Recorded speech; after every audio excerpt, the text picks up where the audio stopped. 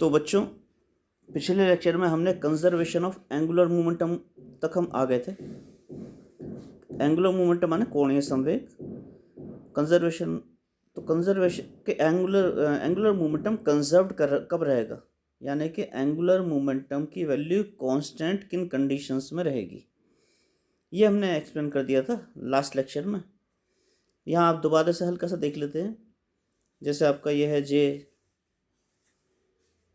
Angular momentum J is equal to, आपको पता है r i cross p i होता है, तो समीशन लगा दिया है। If there are n particles, तो एन पार्टिकल्स के अक्रॉस समीशन लग गया है। इसका डिफ्रेंशिएशन ले लिया with respect to time, d J by d T. ये ऊपर ये जो मैं गोला लगाया रहा हूँ, ये ए क्रॉस बी है। ए क्रॉस बी का डिफ्रेंशिएशन आपको पता ही है।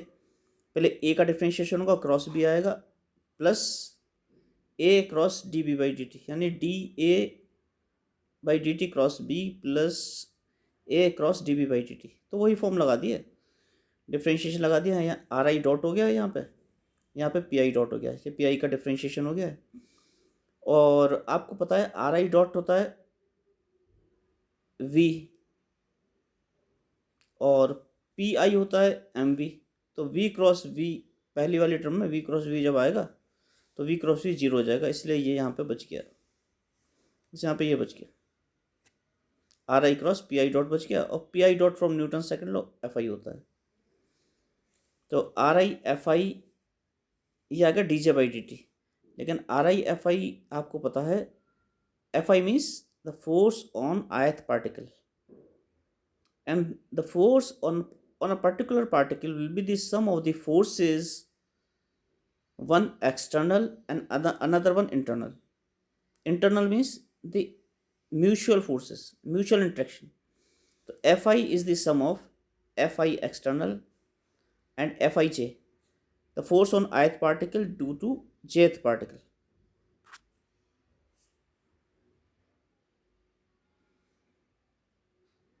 इसमें भी जो टर्म है आपकी r i cross F i j, जो r i cross F i j है, इसमें आई और जे के अक्रॉस समेशन है। इसमें भी दो तरह के समेशन आएंगे, एक तो r i cross F i j आएगा और एक r j cross F j आएगा। क्योंकि आई की वैल्यू भी 1 to n है और जे की वैल्यू भी 1 to n है, इसलिए कभी आई की वैल्यू जे के बराबर होगी, कभी जे की वैल्यू आई के बराबर भी होगी। तो इस तरह की फॉर्म आएंगी। इस तरह की फॉर्म में आपको पता है कि एफ आई जे और F j i equal and opposite होते हैं, इसलिए ये टर्म आ गया, equal and opposite F i j रख दिया और आर आई माइनस आर जे को आर आई जे रख दिया। अब एक कंडीशन लगा दी जो कि नॉर्मली होती है कि अगर ये जो एफ आई जे फोर्स लग रही है यहाँ पे, एफ आई जे ये सेंट्रल भी हो, यानी आर आई जे के डायरेक्शन में हो, सेंट्रल हो, तो ये जीरो हो जाएगी टर्म। और ये जब जीरो हो जाएगी तो summation over are i F I क्या हो जाएगा, summation over F i external बच जाएगी। सेकंड टर्म यहाँ पे ये वाली जो सेकंड टर्म थी ये जीरो हो जाएगी, तो ये बच जाएगा। ये आपको पता है एक्सटर्नल फोर्सेस का आर के साथ टॉस प्रोडक्ट टाउ होता है, टॉर्क। तो आपको पता लग गया कि d J by d t क्या हो गया, टॉर्क हो गया। D J by d t torque आ गया, ये आ गया d J by d t torque. J कब कांस्टेंट होगा एंगुलर मोमेंटम, जब टाउ जीरो होगा, यानी if the torque acting on the system is zero then J will be constant. यही पहले हमने सिंगल पार्टिकल के लिए किया था, अब मैनी पार्टिकल्स के लिए कर लिया। यहाँ तक हम लास्ट लेक्चर में इससे आगे भी डिस्कस कर लिया था। लास्ट लेक्चर में ये सब हम डिस्कस कर चुके हैं। वर्क एनर्जी थ्योरम का भी हमने थोड़ा सा डिस्कशन कर लिया था लास्ट लेक्चर में। वन पार्टिकल के लिए तो वर्क एनर्जी थ्योरम हमने कर ही ली थी। अब मैनी पार्टिकल सिस्टम के लिए देखते हैं वर्क एनर्जी थ्योरम। तो मैनी पार्टिकल्स के सिस्टम के लिए वर्क एनर्जी थ्योरम में ये लगा देंगे। आपको पता है work done will be equal to F into D R, D W is equal to F into D R. और टोटल वर्क डन निकालना है तो इंटीग्रेशन कर दीजिए डी डब्ल्यू का, यानी integration of F dot d are. ith particle के लिए निकालना है तो आई लगा दीजिए, आई समेशन में लगा दिया हमने यहाँ पे। और सारा निकालना है तो आई का समेशन लगा दिया, i tends varies from 1 to n summation. Integration हो जाएगा 1 to 2। If the system moves from position 1 to 2 then the work done will be F i dot d are i. F i आपको पता है, यहाँ पे F I होता है M ए, ये रहा एम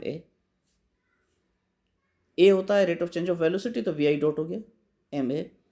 और डी आर क्या होता है, डी आर होता है वी डी टी, यहाँ पे वी डी टी हो गया।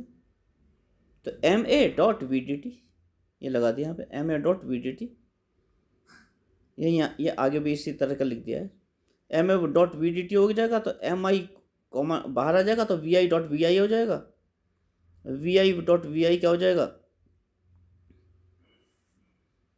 We i dot v i, we i dot v i को लिख सकते हैं हाफ ऑफ वी आई, ये डिफ्रेंशिएशन ले लीजिए, हाफ ऑफ उसका एम आई का, M I we I square का अगर आप डिफ्रेंशिएशन करेंगे ना इसका, ये तो यहाँ पे जो वी आई स्क्वायर है, जो वी आई स्क्वायर टर्म है, ये होती है v i dot v i, ये v i dot v i होती है। तो इस v i dot v i को आप कर लेंगे, बहुत ईजी है, तो t two minus t one आ जाएगा। ये v i dot v i को हाफ एम वी आई स्क्वायर लिख लिया। अब हम सेंटर ऑफ मास का कंसिडरेशन अगर कर लें, तो किसी भी पार्टिकल की velocity with respect to centre of mass, यानी रिलेटिव वेलोसिटी, जब भी किसी की रिलेटिव वेलोसिटी निकालते हैं तो सब्ट्रैक्शन कर देते हैं। जैसे the relative velocity of me with respect to you, तो velocity of me minus velocity of you with proper directions. इसीलिए velocity of ith particle with respect to centre of mass v I c will be equal to the velocity of ith particle minus velocity of center of mass। तो ये हमने लिख दिया we आई सी। ठीक है, जब we आई सी हो गया तो आप टी ले लीजिए, यहाँ से आप वी आई का वैल्यू निकाल लीजिए। ये वी आई की वैल्यू क्या हो जाएगी, वी आई की वैल्यू हो जाएगी वी आई सी प्लस वी। तो जो काइनेटिक एनर्जी है ये, इसमें वी आई की वैल्यू यहाँ रख दीजिए, वी आई सी प्लस वी, वी आई C plus V, dot product लगा दीजिए, 4 टर्म आ जाएंगी। 4 टर्म में 2 टर्म सेम आएंगी, क्योंकि A dot B is equal to B dot A. तो ये आ गई आपके पास, ये आ गई, ये फाइनली 3 टर्म आ गई। तो 2 टर्म सेम है, उन्होंने ट्वाइस कर दिया है, इसलिए सिंगल रहेगी लास्ट में। ये आ गई वी डॉट दिस वन, वैसी। और आपको पता है summation over M i total mass of the system होगा, और summation over M I we I c 0 होता है। सेंटर ऑफ मास के रेस्पेक्ट में हर पार्टिकल का मोमेंटम, सारे पार्टिकल्स का मोमेंट का मतलब सेंटर ऑफ मास के रेस्पेक्ट में मोमेंट ऑफ द पार्टिकल्स का जो सम होता है वो 0 होता है। ये अभी नेक्स्ट स्लाइड में हम अभी आपको दिखाएंगे कैसे 0 हुआ एम आई वी आई सी। तो आगे बढ़ते हैं।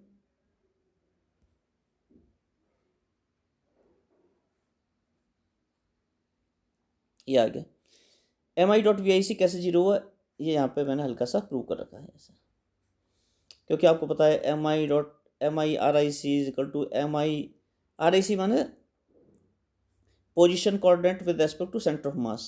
यहाँ मैंने फिगर ही बना रखी है, फिगर बना रखी है, इसके रेस्पेक्ट में आपको दिख जाएगा आर आई सी आर आई माइनस आर होगा, ये हो गया। और इससे पहले देखिएगा सेंटर ऑफ मास में जो हमने किया था, सेंटर ऑफ मास में हमारा आ गया था ये m I R i is equal to m r आ गया था। सेंटर ऑफ मास की डेफिनेशन में आता है, आपको ध्यान होगा, सेंटर ऑफ मास होता है आर, सेंटर ऑफ मास का पोजीशन कोऑर्डिनेट आर होता है summation over M I R i divided by summation over M i, ये होता है। और समेशन ओवर एम आई है कैपिटल एम, तो ये उधर चला जाएगा यहाँ पे, यहाँ पे कैपिटल एम आ जाएगा और ये हट जाएगा यहाँ से, तो capital M R is equal to summation over M I R I आता है, ये आता है। तो ये आपको पता ही है, तो 0 हो जाएगी, टर्म 0 हो जाएगी तो 0 हो जाएगा। इस तरह से भी आप लिख सकते हैं, या सीधा सीधा आप लिख सकते हैं कि मूवमेंट हर पार्टिकल का 0 होता है with respect to centre of mass. तो टी क्या हो गया आपका, टी हो गया आपका half m I we I c square plus half m v square. It means kinetic energy क्या होगी, m I we I c square, 2 चीज़ों का सम हो गई। मैंने लिखा sum of kinetic energy of motion about the centre of mass, पहला term तो होगी काइनेटिक एनर्जी, पार्टिकल्स की जितनी भी काइनेटिक एनर्जी है सेंटर ऑफ मास के अलोंग, सेंटर ऑफ मास के अबाउट वो हो गई पहली टर्म तो। और दूसरी टर्म क्या हो गई, half capital M into capital V square, ये हो गई kinetic energy of motion of the total mass of the system. अरे अरे कहाँ चला गया,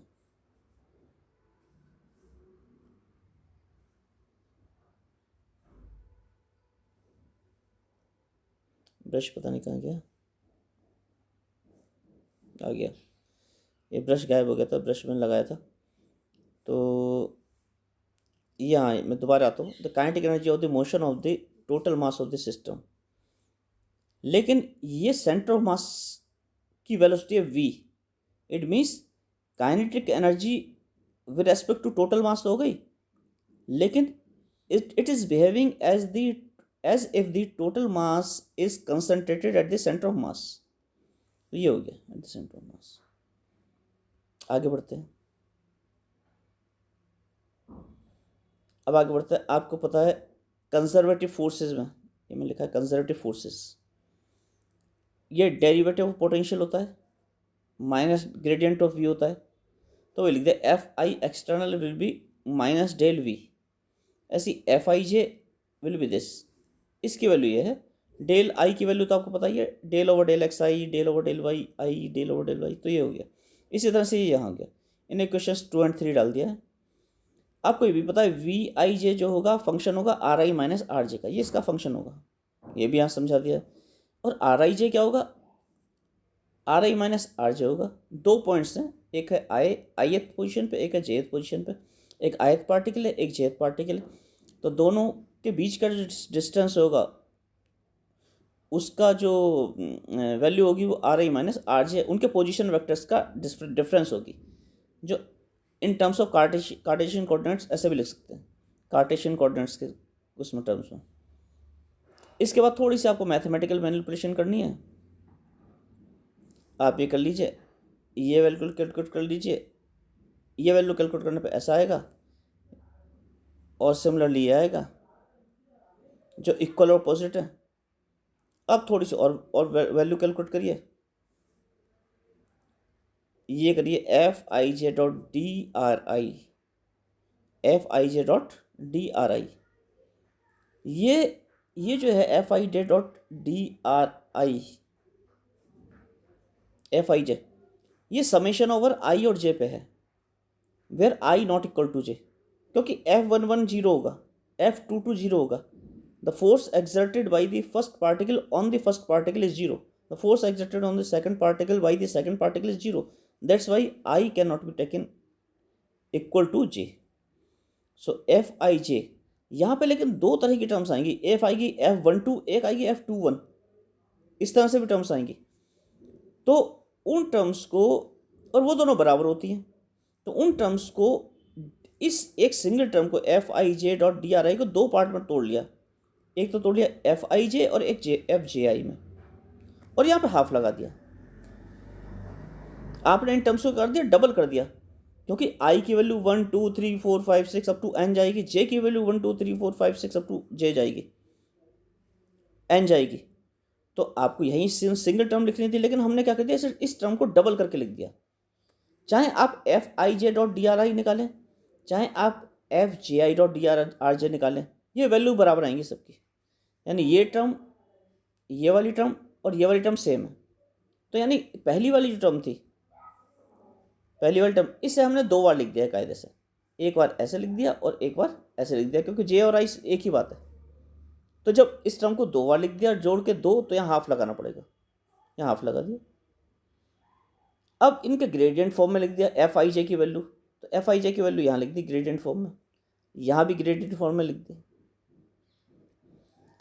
लेकिन हमें पता है this this this this this this this, ये अभी मैं आगे मैंने एक जगह नोट आपको भेज रखा है, उसमें ये प्रूव भी कर रखा है, ये होता है, इसलिए फाइनल रिजल्ट हमारा ये आ जाएगा, ये सब्स्टिट्यूशन करने के बाद।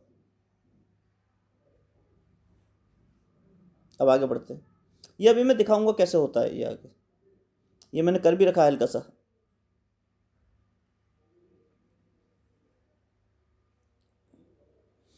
अब आ जाइए दोबारा, half summation over I J this this this this this equal to, देखो पहली टर्म लो माइनस डेल आई, यहाँ माइनस डेल आई हो गया। दूसरे हम लोग वी आई जे हो गया, डी आर आई हो गया, del J del I, we I J D R J. ये वो जो पीछे के अभी सब्स्टिट्यूशन थे उनकी वैल्यू रखी है जो हमने प्रूव किया था, क्योंकि ये del j we I j del I we I j ये सब बराबर होंगे। इसके बाद आ गया ये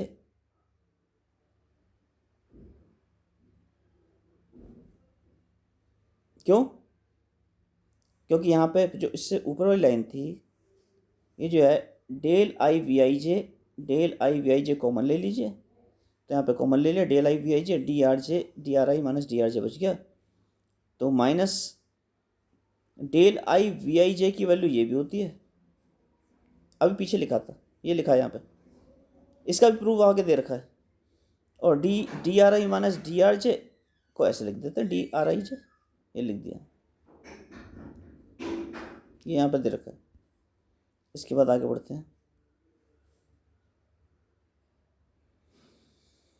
अब देखें total amount of work done. हम क्या कर रहे थे बेसिकली, हम तो वर्क एनर्जी थ्योरम कर रहे थे, और वर्क एनर्जी थ्योरम जो क्या कहती है काइनेटिक एनर्जी का डिफरेंसेस होता है। तो टोटल वर्क डन निकालना है, वर्क डन आ गया W12 ये आ गया। एफ आई को दो पार्ट में लिख दिए, सम एक्सटर्नल फोर्स और म्यूचुअल फोर्स, ये लिख दिया। इन्हें फिर ऐसे लिख दिया, यह भी हम पहले कर चुके हैं। एफ आई जे की वैल्यू यहाँ पर रख दी डेल की फॉर्म में, यहाँ पे भी एफ आई की वैल्यू डेल की फॉर्म में लिख दी, यह भी हम कर चुके हैं इससे पहले। देखो यहाँ पे थोड़ा सा किया, ये del we I D are I है। डेल आपको पता है क्या होता है, डेल होता है डेल ओवर डेल आर, ये होता है डेल, और वी आई और डॉट डी आर आई था यहाँ पे, समझ गए। तो यहाँ पे भी डेल जो आएगा आई के समेशन तो आर आई मान लो, जब आर आई मान लो और समेशन बाहर लगा हुआ है तो आर आई से एक तरह से आर आई कैंसिल आउट हो जाएगा, और ये डेल वी आई इस तरह से आ जाएगा डेल वी आई, तो डी वी आई आ गया, क्योंकि टोटल डेरिवेटिव अगर लेंगे यहाँ पे कोई समेशन लगा हुआ है वी आई के रेस्पेक्ट में है, तो ये डी बाई डी आर होगा इंटू डी आर, तो डी आर से डी आर कैंसिल हो जाएगा, तो डी वी आई बच जाएगा एक तरह से, इस तरह से लिया डी वी आई। ऐसे यहाँ डी वी आई जे हो जाएगा, डी वी आई होगा डी वी आई जे हो गया। वी आई डिफ्रेंशिएशन कर लो, डिफ्रेंशिएशन का इंटीग्रेशन क्या होता है द फंक्शन इटसेल्फ, तो सिंपल फंक्शन आ गया वी आई, यहाँ पे सिंपल फंक्शन आ गया वी आई जे, यानी कि V I plus summation over J we I J, we I plus V I J, we I plus V I J means the potential at ith position at ith particle and the potential at ith particle due to jth particle, or summation over j. It means this is nothing but the total potential energy at ith particle. ith particle पर potential किस किस का कारण लगेगा potential, एक तो जो external force है उसके कारण वी आई लग रहा है, और जो इंटरनल म्यूचुअल फोर्सेस है उनके कारण वी आई जे। तो ith पार्टिकल का टोटल पोटेंशियल है जिसे कह दिया हमने, जिसे हम कह सकते हैं वी आई, तो ये यहाँ पे हो जाएगा समेशन ओवर टोटल वी आई, और समेशन ओवर आई भी लग रहा है इसलिए टोटल वी हो जाएगा ये, और 1 to 2 लिमिट लगी तो V1 माइनस V2 हो गया, where V is the total potential energy of the system. तो इक्वेशन 1 और 6 को अगर कंपेयर कर दें, इक्वेशन 1 में हमने वर्क एनर्जी थ्योरम प्रूव कर दी थी T1 माइनस T2, वहाँ वर्क डन निकाला था, वर्क डन आ गया था काइनेटिक एनर्जी का गेन ऑफ काइनेटिक एनर्जी आ गया था T1 माइनस T2, यही वर्क एनर्जी थ्योरम होती है। The work done on a system is equal to the gain in its kinetic energy या change in its kinetic energy. तो वो equate कर दिया हमने 1 और 6 को, तो आपके पास आ गया T1 plus V1 equal to this. This is nothing but the conservation of energy. तो कंजर्वेशन ऑफ एनर्जी प्रूव कर दिया आपने सेंट्रल फोर्स में। इनके एग्जाम्पल्स आपको करने हैं, बॉक्स ट्रेन ले लीजिए और एटवुड्स मशीन ले लीजिए, बहुत इंपॉर्टेंट है दोनों। एटवुड्स मशीन ज़्यादा इंपॉर्टेंट है। और ये मैंने लिखा है P16, ये लिख रखा है ना P16, एक ने पूछा था JCU। तो JC उपाध्याय की बुक के पेज नंबर 16 पे ये एग्जाम्पल दे रखे हैं, जो मेरे पास एडिशन है उसमें। आपके एडिशन में हो सकता है पेज 17 हो या पेज 18 हो, एक आध पेज आगे पीछे हो सकता है। तो मैंने अपने पास जो मेरे पास बुक है उसके एडिशन में दे रखा है। ये आप सेंट्रल फोर्स का आपको समझा ही चुके हैं पहले। सेंट्रल फोर्स क्या होती है मैं आपको बता चुका हूँ। सेंट्रल फोर्स होती है जो किसी स्पेसिफिक पॉइंट के तरफ, जैसे ये पॉइंट है P, तो या तो इसकी तरफ एक्टेड हो या इससे अवे एक्टेड हो किसी स्पेसिफिक पॉइंट पर। यहाँ पे अगर कोई भी बॉडी रखे Q, तो if the force on Q is either directed towards P और अवे फ्रॉम द P, यानी line joining, it is in the direction of line joining the P and Q, so then it is known as central force। एक चीज़ होती है central force का जो magnitude होता है वो फिक्स्ड पॉइंट से और जो पॉइंट ऑफ कंसीडरेशन है उसके डिस्टेंस पे डिपेंड करता है। यानी कि अगर P Q का डिस्टेंस R है तो सेंट्रल फोर्स का मैग्नीट्यूड हमेशा R पे ही डिपेंड करेगा। इसलिए सेंट्रल फोर्स को, जैसे F है सेंट्रल फोर्स, तो इसलिए F को जनरली लिख देते हैं इसका मैग्नीट्यूड FR और इनटू डायरेक्शन यूनिट वेक्टर के फॉर्म में डायरेक्शन लगा दी, इस तरह से लिख देते हैं। ये सेंट्रल फोर्स रिप्रेजेंट की जाती है। ये आपको BSc में पढ़ाया जा चुका है। अब आते हैं जनरलाइज कोऑर्डिनेट्स पे। तो जनरलाइज कोऑर्डिनेट के लिए ये आप देखिए, a set of independent coordinates sufficient in number to describe completely the state of configuration of a dynamical system। ये बार हिल जाता है, इसे अलग अलग कर दूँ ऊपर नीचे।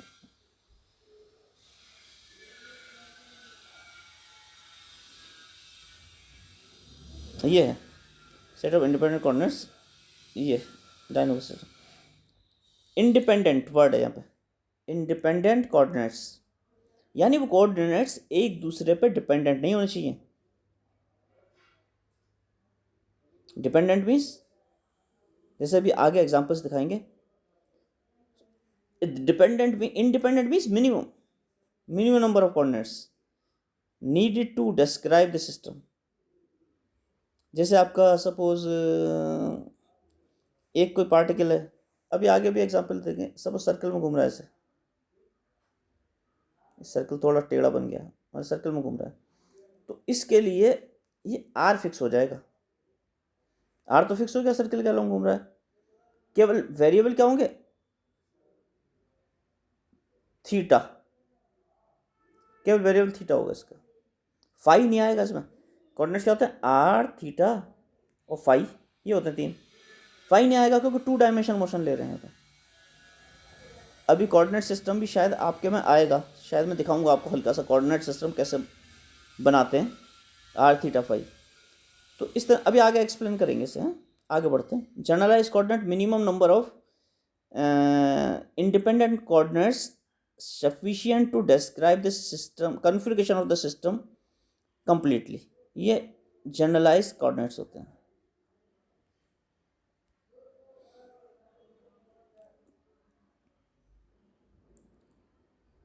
जैसे इसने दे रखा है, फॉर अ पार्टिकल, इसने देखा for a particle constant to move on the circumference of a circle, only one generalized coordinate theta is required.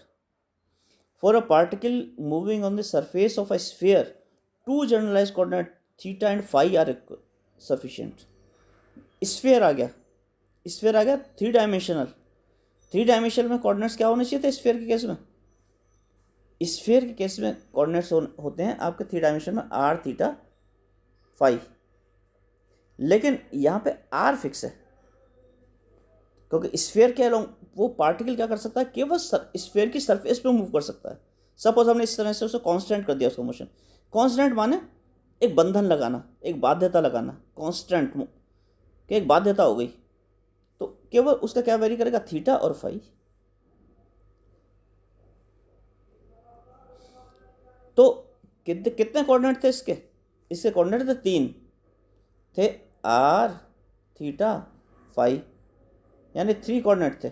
और आपने क्या किया, इसे बाउंड कर दिया स्फीयर की सरफेस पे मूव करने के लिए, तो आर आपका एलिमिनेट हो गया, आपके पास केवल थीटा फाई बच गया। तो कितना बच गया, 3 - 1 = 2। जनरलाइज कोऑर्डिनेट आ गया आपके 2। So these are the 2 minimum number of coordinates required to describe the dynamical system completely. These are the generalized coordinates. एक वर्ड आपने सुना होगा, degrees of freedom. Generalise coordinates होते हैं वो कोऑर्डिनेट सिस्टम है। जैसे कार्टेशियन कोऑर्डिनेट्स आपने पढ़ा होगा। कार्टेशियन कोऑर्डिनेट क्या होते हैं, एक्स वाई जेड। तो कोई अगर एक पार्टिकल है किसी स्पेस में, सिंगल पार्टिकल है, वन पार्टिकल, उसके लिए आपको 3 इंडिपेंडेंट कोऑर्डिनेट चाहिए, एक्स वाई और जेड। तो जनरलाइज कोऑर्डिनेट तो हो गए एक्स वाई जेड, ये जनरलाइज कोऑर्डिनेट्स हैं। और इसकी डिग्री ऑफ फ्रीडम कितनी हो गई, डिग्री ऑफ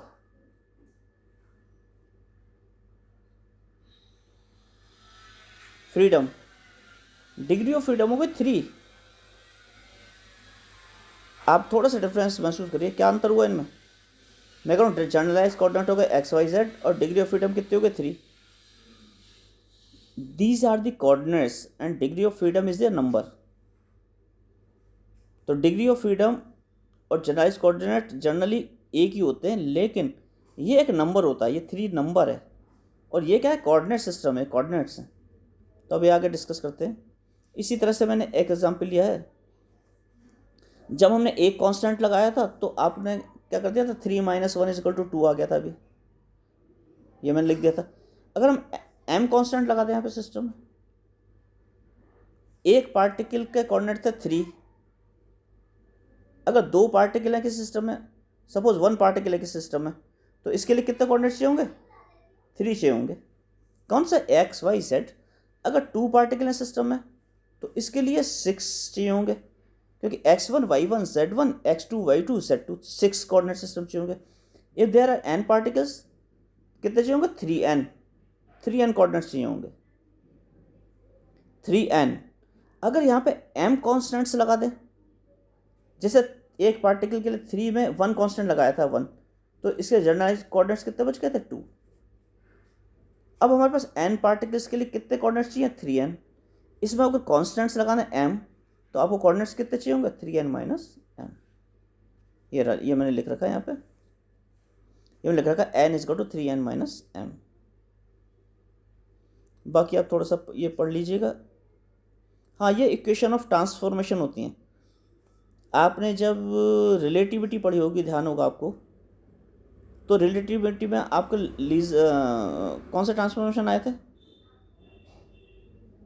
गैलीलियन ट्रांसफॉर्मेशन आए थे, लॉरेंस ट्रांसफॉर्मेशन आए थे। उन ट्रांसफॉर्मेशंस में क्या किया था आपने जब रिलेटिविटी पढ़ी थी, आपका ये था, एक एक्स वाई जेड फ्रेम था, एस फ्रेम था, ये क्या था, स्टेशनरी फ्रेम था, स्टेशनरी फ्रेम था। और एक और फ्रेम था जो मूव कर रहा था ऐसे, ये मूविंग फ्रेम था जो v वेलोसिटी से मूव कर रहा था, इसे हमने एस प्राइम फ्रेम कह दिया था। तो इसके पहले वाले कोऑर्डिनेट थे एक्स वाई जेड, और दूसरे वाले कोऑर्डिनेट क्या थे, X prime Y prime Z prime. ये आपको ध्यान होगा, X prime Y prime Z prime थे इस तरह से। तो हमने क्या किया था, X prime Y prime Z prime और एक्स वाई जेड में रिलेशन फाइंड आउट किया था। Those were the transformations. तो गैलीलियन और लॉरेंस ट्रांसफॉर्मेशन। इसी तरह से आपके जो जनरलाइज कोऑर्डिनेट्स होते हैं वो आपके क्यू से रिप्रेजेंट किए जाते हैं, जनरली क्यू। और आपको पता है कि एक्स और वाई कौन से होते हैं,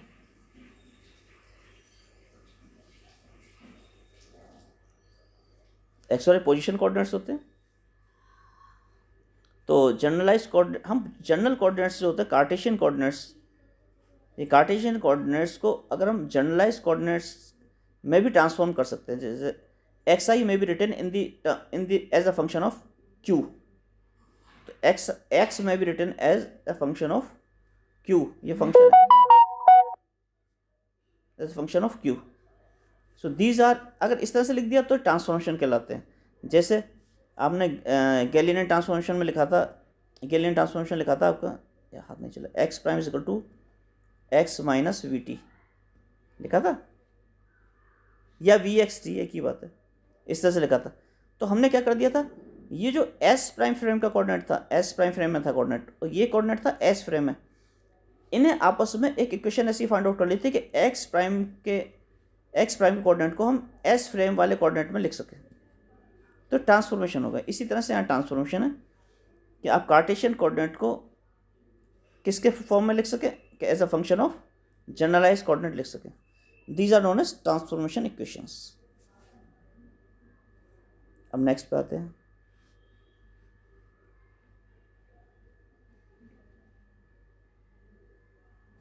ये नोट है, जब मैंने कहा था ना मैंने आगे प्रूव करा है वो सब, जो डेल वी आई और ये सब देख लेना आप। तो यहाँ पे मैंने ये तो इक्वेशन कौन सी ली है, यहाँ लिख दी है इक्वेशन 58 जेसी उपाध्याय की किताब में, पेज नंबर 15 पे थी। इस इक्वेशन को ऐसा चूज कर लिया, इसी की हेल्प से आगे थोड़े से प्रूव कर दिए। ये del we I j by del x j, देखो del r i j del r i j यहाँ पे एक्स्ट्रा बढ़ा दिया है, ये del v j by del x j ही है। फिर del v j by del x j को ऐसे लिख दिया, del we I j by del r i j, ये ले लिया बाहर, ये वाली टर्म बाहर ले ली यहाँ पे, और अंदर क्या डेल बाई डेल एक्स जे और आर आई जे, ये अंदर ले लिया, ये ले लिया del by del x j. R i j को क्या लिख दिया, आर आई जे क्या था, आयत और जेथ पार्टिकल के बीच का डिस्टेंस था, वो ये हो गया। आपको पता ही 2 पॉइंट्स के बीच का डिस्टेंस ये होता है। इसे डिफ्रेंशिएट कर दिया तो ये आ गया, और फाइनली आपका ये आ गया। तो आपका क्या आ गया, आपका इस तरह से आ गया del I we I j is equal to this. इसी तरह से ये है del i J we I j, del i j जैसे डेल होता है, डेल फंक्शन आपको पता है, डेल का फंक्शन क्या होता है, del over del x i plus del over del y j plus del over del z के, ये आपको पता है इस तरह से होता है। तो डेल आई जे क्या होगा, डेल ओवर डेल एक्स आई जे, इसी तरह से ले लिया, डेल आई जे को ले लिया, डेल ओवर डेल एक्स आई जे आई, डेल ओवर डेल वाई जे ये ले लिया, और वी आई जे लगा ही दिया। तो इसकी वैल्यू निकालने के लिए आर आई जे यहाँ पे एक्स्ट्रा बढ़ा दिया, देखो इस तरह से कर दिया, फिर ये कर दिया, सेम प्रोसीजर अपना लिया ऐसे, और इसकी वैल्यू क्या आ गई, इसकी वैल्यू ये आ गई। एक्स आई जे आपको पता है क्या है, आयत और जेथ पार्टिकल के बीच का डिस्टेंस एक्स आई माइनस एक्स जे, ये आ गया। यहाँ हाफ था, यहाँ 2 आ गया, तो हाफ से 2 कट गया। तो हमने फाइनली ये प्रूव कर दिया दोनों को मिला के। ये पिछले वाले का था जो मैंने कहा था बाद में बताऊंगा आपको, नोट लिख रखा है मैंने आगे। अब नेक्स्ट उस पर आते हैं। क्लासिकल मैकेनिक्स पढ़ रहे हैं आप लोग, अब आपकी क्लासिकल मैकेनिक्स शुरू हो रही है कायदे से। क्लासिकल मैकेनिक्स में 2 फॉर्मूलेशन होती हैं, एक लैग्रेंजियन फॉर्मूलेशन, एक हैमिल्टोनियन फॉर्मूलेशन। तो लैग्रेंजियन फॉर्मूलेशन ये है,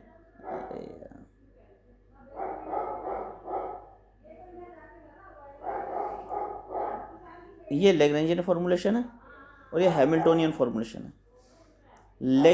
जनरलाइज कोऑर्डिनेट्स आपको बता दिए। लैग्रेंजियन फॉर्मूलेशन में जनरलाइज कोऑर्डिनेट्स जो होते हैं वो पोजीशन और वेलोसिटी होते हैं।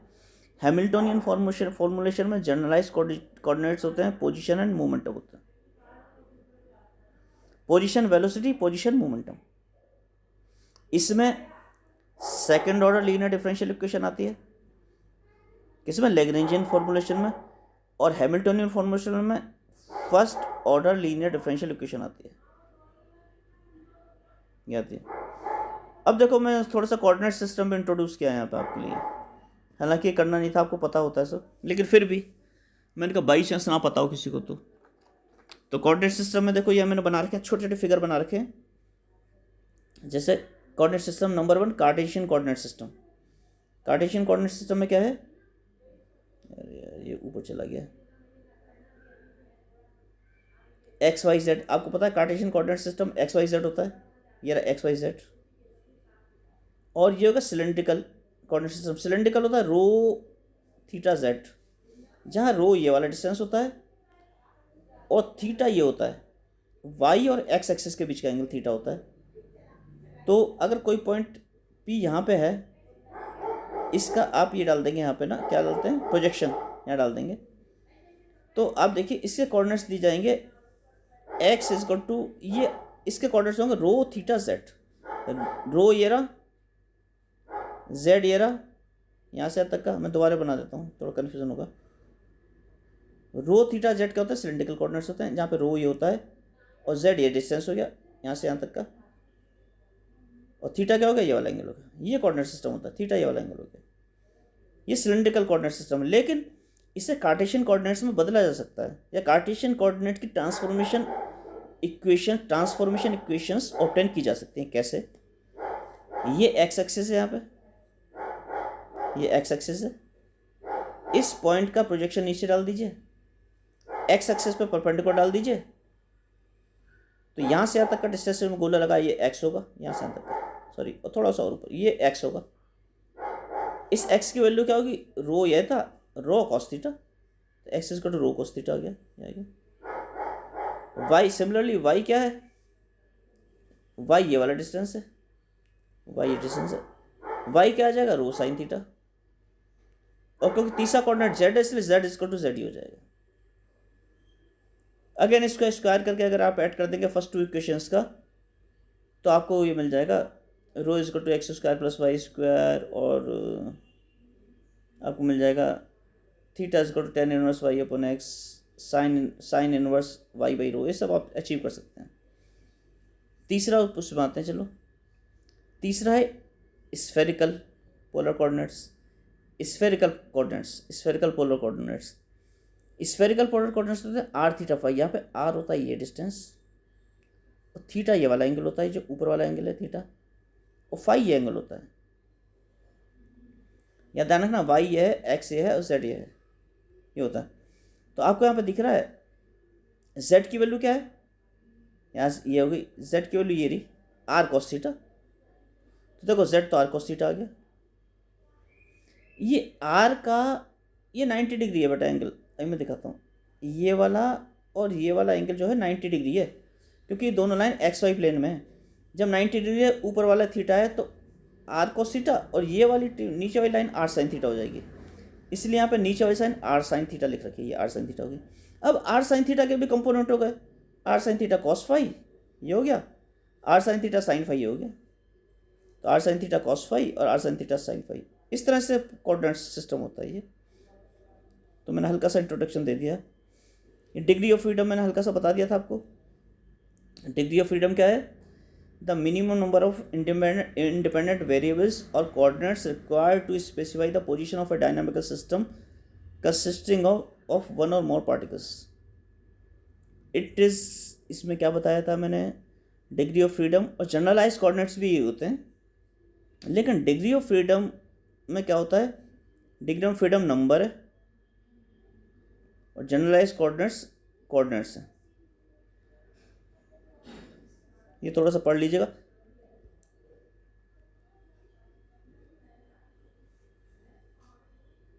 अगेन कॉन्स्टेंट्स मैंने पहले हल्का सा जिक्र किया था। कॉन्स्टेंट्स मीन्स रेस्ट्रिक्शंस, जो रेस्ट्रिक्शन लगाते हैं। कांस्टेंट माने किसी भी तरह के मोशन में हमने रेस्ट्रिक्शन लगा दिया है, तो उसे कहते हैं कांस्टेंट लगा दिया हमने, यानी मोशन को क्या कर दिया, लिमिट कर दिया उसका। जैसे the particle is restricted to move on the surface of a sphere.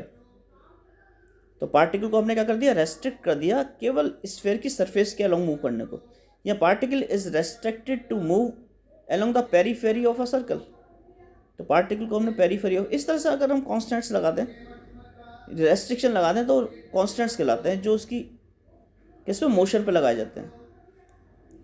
तो कॉन्स्टेंट लगाने से क्या क्या हो जाता है, कांस्टेंट लगाने से होता है, constants reduce the number of coordinates required to specify the configuration of a system and thus making the problem simple. ये मैंने अभी पहले भी बताया था आपको, एग्जाम्पल दिया था। एग्जाम्पल क्या है, एग्जाम्पल दे रखा है, if a moving particle is restricted on the surface of the sphere, then sphere की इक्वेशन आपको पता ये होती है X square plus Y square plus Z square is equal to A square, और आपको पता है R is equal to A fix हो गया, तो X square plus Y square plus Z square is equal to constant square हो जाएगा। तो कांस्टेंट स्क्वायर हो गया, इट मीन्स आपके पास डिपेंडेंट इंडिपेंडेंट वेरिएबल्स कितने बचे, एक्स वाई और जेड में से आपके पास इंडिपेंडेंट वेरिएबल्स केवल क्या बचे, दो बचे, या तो एक्स और वाई, या फिर एक्स और जेड, या वाई और जेड, कुछ दो बचे केवल। क्यों? क्योंकि अगर आपने दो निकाल लिया तीसरा तो आप निकाल ही लेंगे, क्योंकि दोनों तीनों का स्क्वायर क्या है, एक कांस्टेंट के स्क्वायर के बराबर आ गया, जो मैंने आर और थीटा के फॉर्म में बताया था, आर थीटा फाई, तो आर तो कांस्टेंट हो गया, केवल क्या बचा, थीटा फाई बचे। तो इस तरह से यह पढ़ लीजिएगा। कांस्टेंट्स मेनली दो तरह के होते हैं, एक होलोनोमिक कांस्टेंट होते हैं, एक नॉन होलोनोमिक कांस्टेंट्स होते हैं।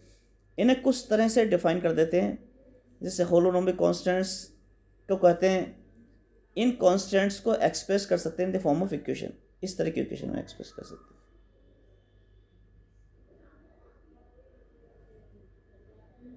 होलोनोमिक कांस्टेंट, अगर कांस्टेंट लगा देंगे तो आपके ये आ जाएगा, इंडिपेंडेंट कोऑर्डिनेट्स एक आ जाएंगे, ये आ जाएंगे, ये मैं पहले बता चुका हूँ कैसे आएंगे।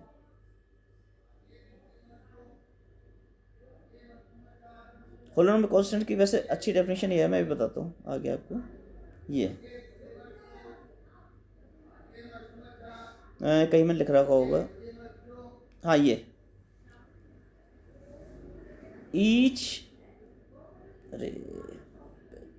each coordinate can vary independently of the each other। अगर होलोनोमिक कांस्टेंट्स लगे हुए हैं तो जो भी कोऑर्डिनेट होगा वो दूसरे के बिना बदले बदल सकता है इंडिपेंडेंटली, और अगर नॉन होलोनोमिक कांस्टेंट लगे होंगे सिस्टम में होंगे तो all the coordinates can not very independently and has the number of degrees of freedom of the systems is less than the minimum number of coordinates needed to specify the configuration of the system। क्यों? क्योंकि degree of freedom क्या होती है, degree of freedom minimum number of coordinates होते हैं, कौन से, independent coordinates जो कि सिस्टम को स्पेसिफाई करने के लिए जरूरी होती है डिग्री ऑफ फ्रीडम। और सिस्टम को यहाँ पे अगर नॉन होलोनोमिक कांस्टेंट्स लगे होंगे तो सिस्टम को जो भी स्पेसिफाई करने के लिए जितने भी कोऑर्डिनेट्स चाहिए वो उनमें से कुछ डिपेंडेंट होंगे, हमें तो केवल इंडिपेंडेंट छांटने, तो डिपेंडेंट वालों को हटा दो, केवल इंडिपेंडेंट कोऑर्डिनेट्स छांटेंगे, तो इंडिपेंडेंट कोऑर्डिनेट्स जो होंगे वो डिग्रीज ऑफ फ्रीडम होंगे, और नेचुरली वो टोटल कोऑर्डिनेट्स से क्या होंगे, कम होंगे। इससे डिग्री ऑफ फ्रीडम इसमें कम हो जाती है, किससे, उन कोऑर्डिनेट्स से जो कि सिस्टम के कन्फिगरेशन को रिप्रेजेंट करने के लिए चाहिए होते हैं।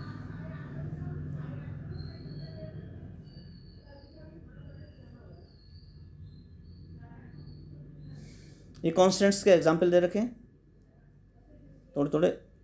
आपका पहला असाइनमेंट है कि आपको कॉन्स्टेंट्स के बारे में लिखना है। कॉन्स्टेंट्स नोट कर लीजिए। नंबर 1 आपको क्या करना है, असाइनमेंट में 2 चीज़ लिखनी है। नंबर 1 कॉन्स्टेंट्स, ओह सॉरी ये क्या हो गया, कॉन्स्टेंट्स, अरे फिर बार बार आ जाता है, चलो ऊपर का आ रहा है, कॉन्स्टेंट्स के बारे में लिखना है। चलिए यही असाइनमेंट करिए आप पहला, अभी मैं आगे पढ़ाऊँगा उसके बाद दूसरा असाइनमेंट दूंगा। तो आपको कॉन्स्टेंट्स के बारे में लिखना है, उसमें होलोनोमिक और नॉन होलोनोमिक पे आपको आर्टिकल लिखने हैं। और ध्यान से सुनिएगा मेरी बात को, जो आप असाइनमेंट मुझे फ़ोटोग्राफ भेजेंगे इसकी, या लिख के 2 पेज का, आप कॉलेज में तो आते ही हैं 2 पेज या 3 पेज पे, 3 पेज पे आ जाएगा आपका, वो आप लिखेंगे और उस असाइनमेंट को मेरे पास जमा करेंगे कॉलेज में। कॉलेज तो आप लोग आ ही रहे हैं, तो आप लोग कॉलेज में जमा करेंगे कॉन्स्टेंट्स पे आर्टिकल लिख के, कॉन्स्टेंट्स के बारे में लिख के। और उसके हर पेज पे आप अपना ऊपर नाम लिखेंगे जो भी असाइनमेंट देंगे। असाइनमेंट में जैसे आपने 2 पेज का लिखा असाइनमेंट, तो उसके 4 साइड हो गई, फर्स्ट, सेकंड, थर्ड, फोर्थ, आगे पीछे, हर एक के ऊपर अपना क्या लिखेंगे, नाम लिखेंगे। इस तरह से आप असाइनमेंट जमा करिए। तो इसके आगे का मैं नेक्स्ट लेक्चर में डिस्कस करूँगा, ठीक है। उसके आगे शुरू करते हैं। वही आपकी क्लासिकल मैकेनिक्स शुरू होगी न, वैसे नेक्स्ट लेक्चर से आपके होलोनोमिक और नॉन होलोनोमिक कॉन्स्टेंट्स के बारे में कभी कभी पेपर में आ जाता है, वो आता है। इसके बाद प्रिंसिपल ऑफ वर्चुअल वर्क आ जाता है कभी कभी, मेनली डी एलम्बर्ट्स प्रिंसिपल आता है। तो अब हम नेक्स्ट टॉपिक जो लेंगे प्रिंसिपल ऑफ वर्चुअल वर्क लेंगे और डी एलम्बर्ट्स प्रिंसिपल लेंगे, जो आपको नेक्स्ट लेक्चर में मैं डिस्कस करूँगा अभी, ठीक है। अब ये लेक्चर मैं ख़त्म करता हूँ। असाइनमेंट जो है आप 3 दिन के अंदर अंदर मुझे कॉलेज में जमा कर देंगे, ठीक है। फिर रखता हूँ।